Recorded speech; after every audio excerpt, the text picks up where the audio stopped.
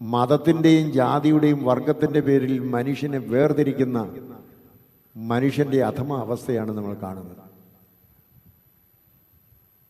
എല്ലാ രാഷ്ട്രീയ പാർട്ടികളും രാഷ്ട്രീയ നേതാക്കന്മാരും മതത്തിൻ്റെ അടിസ്ഥാനത്തിൽ മതത്തിൻ്റെ മുദ്രകുത്തി ഓരോ സ്ഥാനാർത്ഥികളെയും അങ്ങനെ മറ്റുള്ളവരെയുമൊക്കെ പ്രൊമോട്ട് ചെയ്യാനായിട്ട് ശ്രമിക്കുമ്പോൾ യേശു കാണിച്ച മാർഗത്തിന് ഘടക വിപരീതമാണ് എന്നുള്ളത് ഒരു വലിയ സത്യമാണ്. ജാതിയുടെയും മതത്തിൻ്റെയും പേരിൽ മനുഷ്യനെ മുദ്രകുത്തി മാറ്റി നിർത്താനല്ല, മനുഷ്യനെ എപ്പോഴും സ്നേഹത്തോടെ നയിക്കുവാൻ.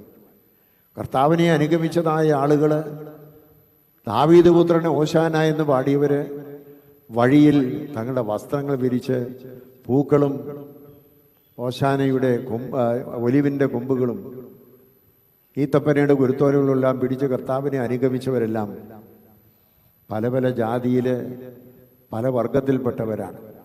എല്ലാവരും മനുഷ്യരാണ്. മനുഷ്യനായി ജനിച്ചതിന് ശേഷമാണ് മനുഷ്യൻ മതത്തിലാകുന്നത്.